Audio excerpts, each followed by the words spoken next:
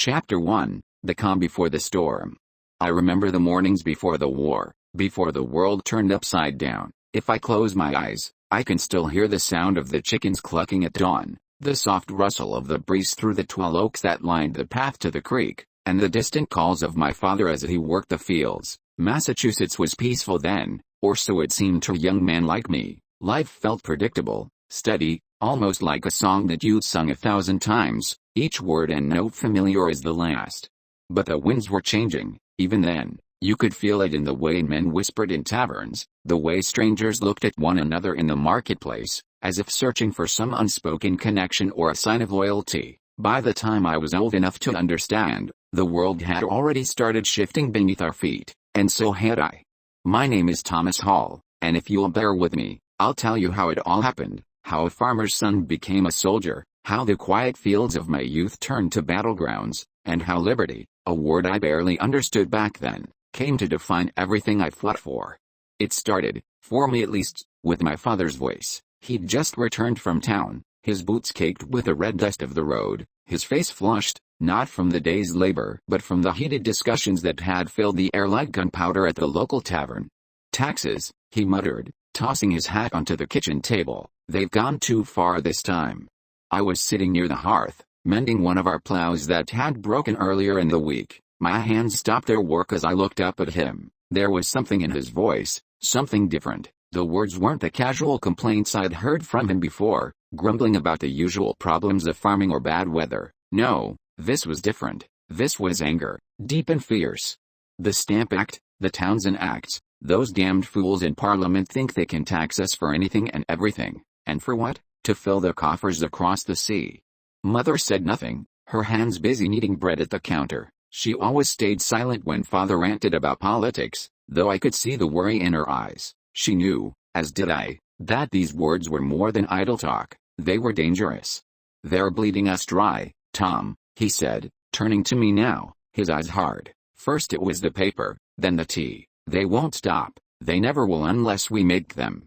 I didn't know how to respond. I was young, not yet 20, and the weight of the world beyond our small farm was still a mystery to me. But even then, I felt it, a simmering frustration, an unease that gnawed at me whenever I thought about the future. I'd heard the stories from the older men, stories about protests in Boston, about men like Sam Adams and John Hancock stirring up trouble, but for me, all that felt distant, like thunder rumbling far beyond the hills, too far to be a real threat.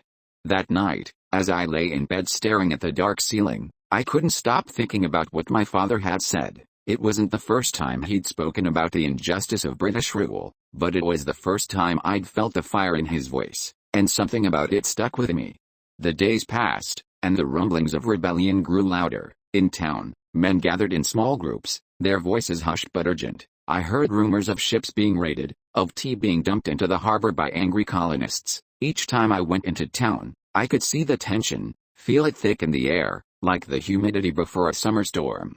One afternoon, as I was walking through the market, I caught sight of a familiar figure standing near the blacksmith's shop. It was William Cook, one of the wealthier men in town and a known loyalist. He was arguing with Samuel Turner, a farmer from the next village over. Their voices rose louder than the usual chatter of the marketplace, drawing the attention of everyone around.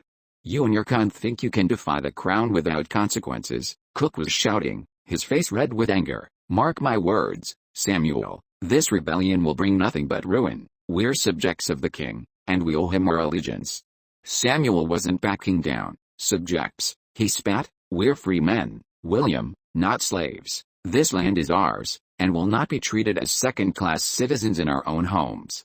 The crowd murmured in agreement. I found myself nodding along, feeling a surge of something I hadn't felt before. Pride, perhaps, or maybe it was defiance. Cook stormed off, but the words stayed. Free men, not slaves. The phrase echoed in my mind as I walked back to the farm. It was a sentiment I hadn't thought much about before, but now it seemed to fill every conversation, every whispered word between the men I passed in town. It wasn't long after that the letters came, the letters calling for volunteers to join the militia. My older brother, Robert, was the first to sign up. I watched as he packed his things, readying himself for the unknown. "You don't have to go," I said, my voice barely above a whisper as he stood at the doorway. He turned to me, his expression hard but not unkind. "Someone has to, Tom. This fight, it's not just about taxes or tea anymore, it's about everything we believe in. Freedom, liberty, a future." I didn't understand, not fully, but I couldn't argue with him either. Part of me admired his courage, even as I feared for what lay ahead. The day Robert left was the day my mother cried for the first time that I could remember. She clung to him like he was already a ghost, her tears soaking into the wool of his coat as she begged him to stay safe. Father stood beside them, silent, his face unreadable. And then, just like that, Robert was gone. I didn't know it then, but it was only the beginning. The storm was coming, and soon enough, it would sweep me up in its fury, just as it had my brother. Chapter 2, A Spark in Boston. I can still hear the crackling of the fire that night when the news reached our village, the kind of news that changes everything, like the first shot of a musket that marks the beginning of a war. It was late in the evening, and I was sitting with Father in the main room, mending the straps of our horse's saddle. Outside, the sun had long disappeared, replaced by the cold bite of the New England air. The nights were getting longer, colder, but the chill that came through the door wasn't from the wind, it was the look on Mr. Wilkes' face as he burst into our house.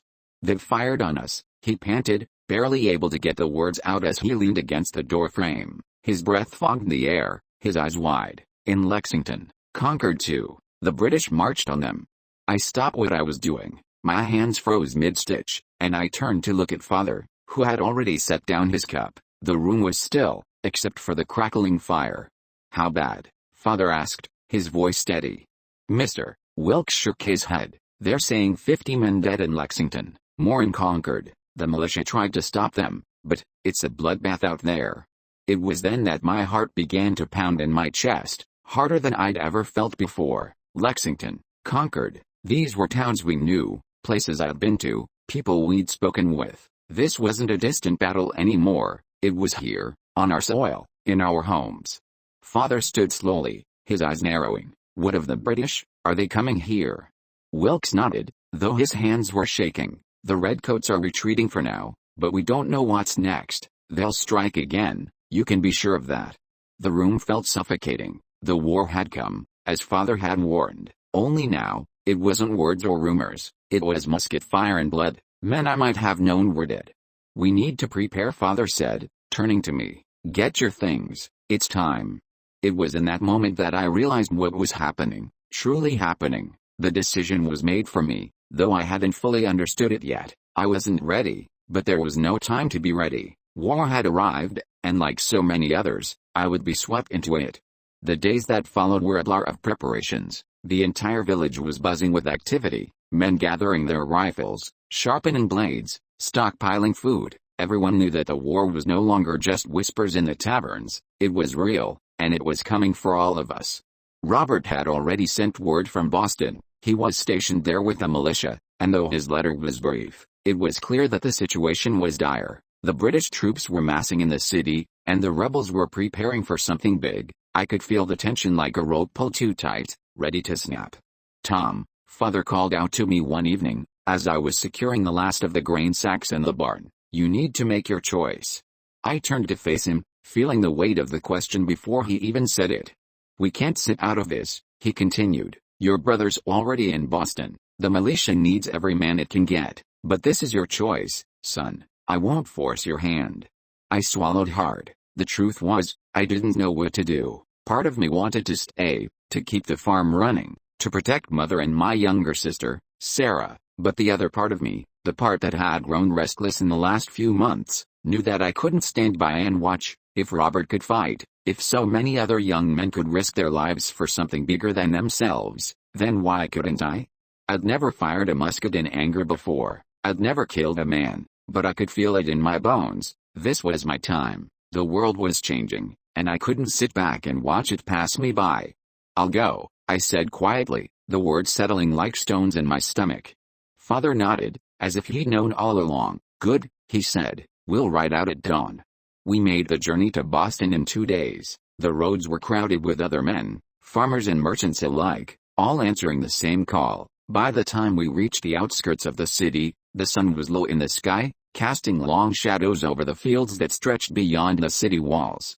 Boston wasn't the bustling town I remembered from my last visit. The streets were tense, full of nervous energy. Everywhere I looked, men were preparing for the inevitable confrontation. Militia camps had sprung up around the edges of the city, and the smell of gunpowder and smoke hung heavy in the air.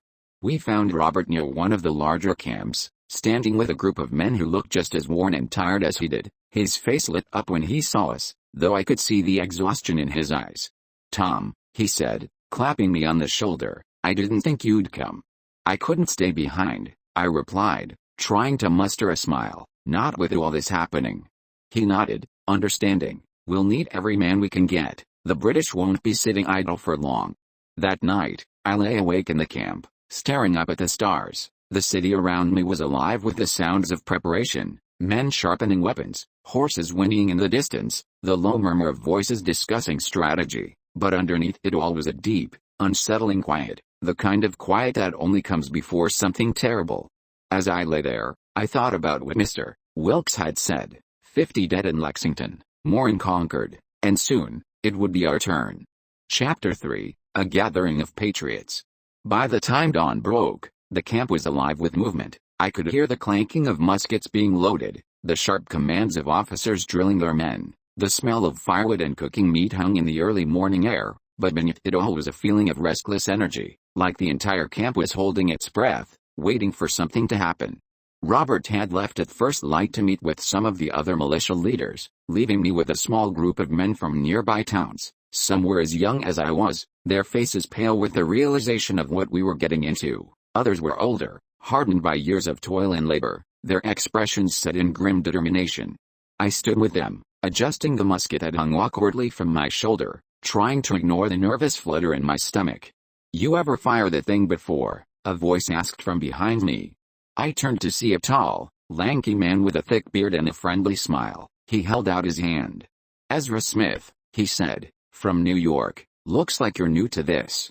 I shook his hand, trying to match his easy confidence. "Thomas Hall, and yet, you could say that."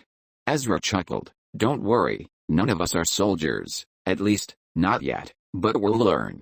The thought wasn't as comforting as he probably intended, but I nodded anyway. We would learn, I supposed. We didn't have a choice.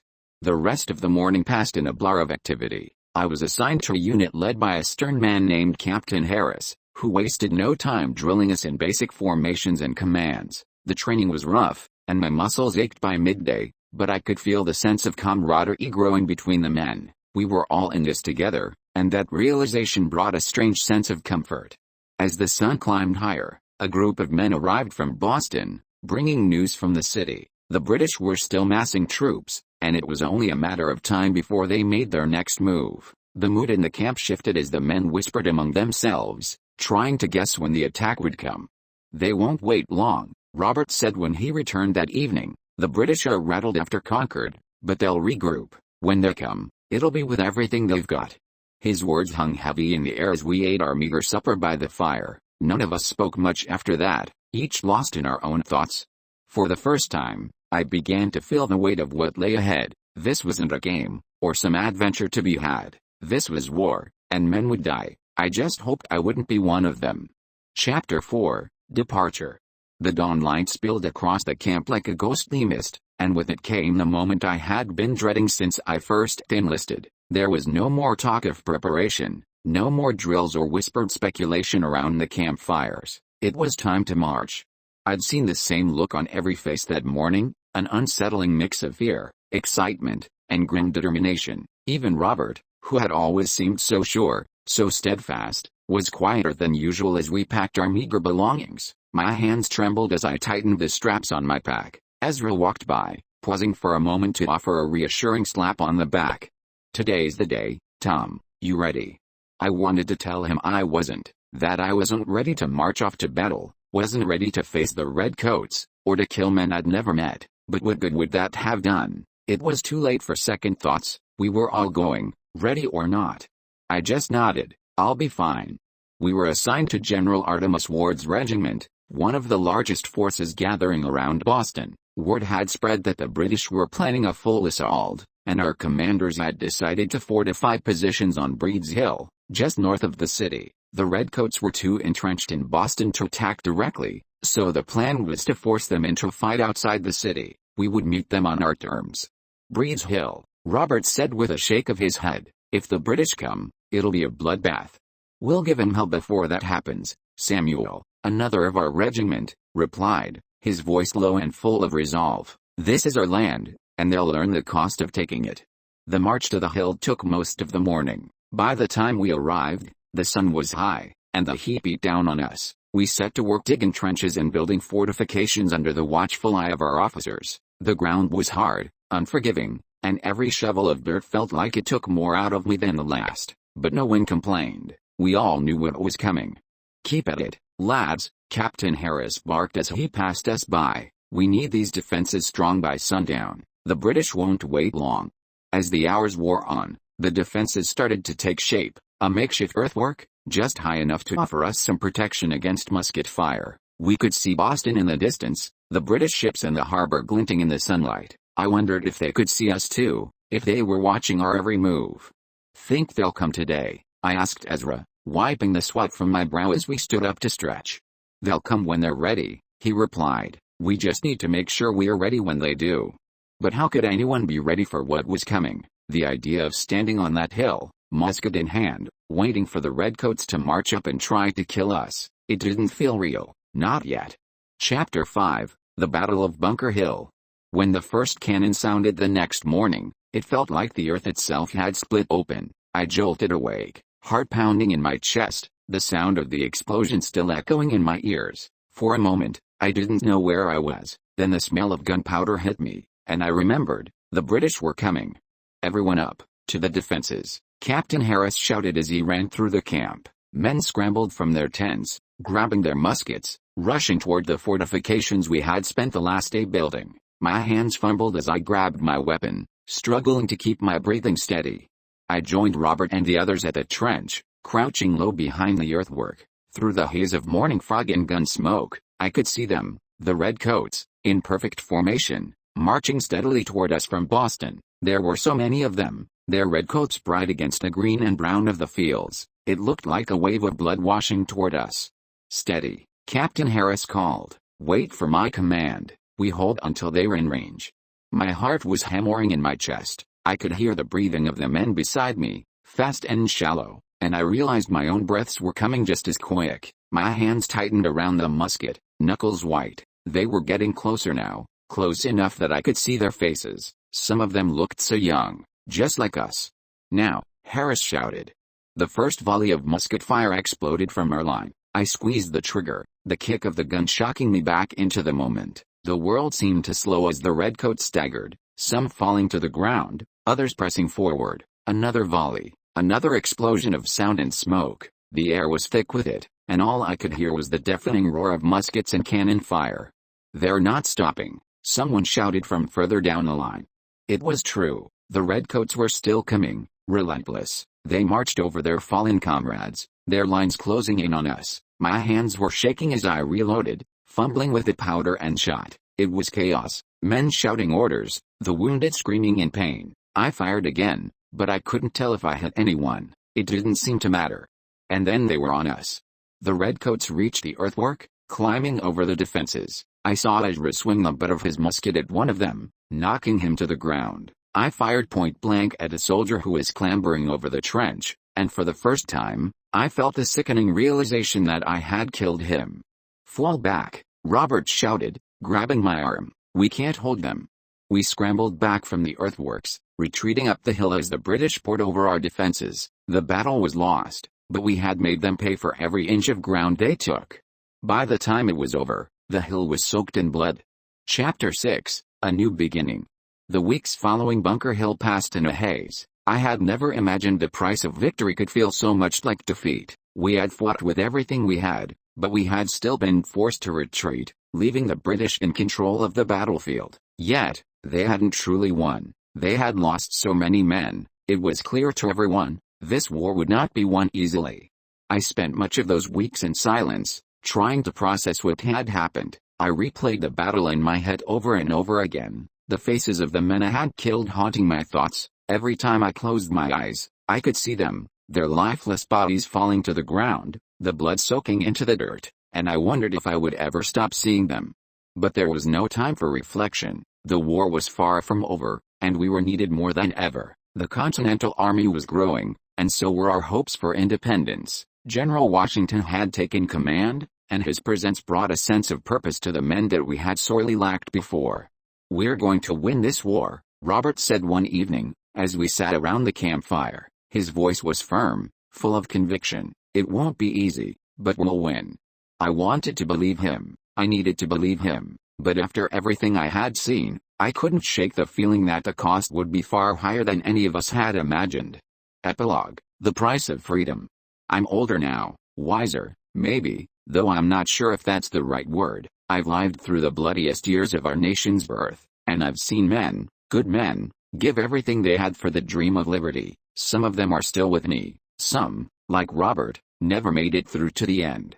It's been years since the war ended, since we won our independence, and yet, as I sit here, writing these words, I still wonder if we truly understood the price we would pay. I wonder if the men who marched beside me, who died with musket in hand, would have made the same choice if they'd known. Freedom, they say, isn't free. It's a phrase I've heard countless times since the war, and I know now how true it is. But it's not just the soldiers who paid for it, the families who waited, the children who grew up without fathers, the towns that were burned to the ground, they all paid for it too. But despite the cost, despite the pain and the loss, I believe it was worth it, because now, as I watch my children play in the fields of the farm I fought to protect, I know that they will grow up in a free country. They will never know the fear of being ruled by a distant king. They will never have to fight for their freedom, because we already did. I don't know if history will remember my name, or the names of the men who fought beside me, but I know one thing for sure: we did something great. We built something that will last, and for that, I am proud.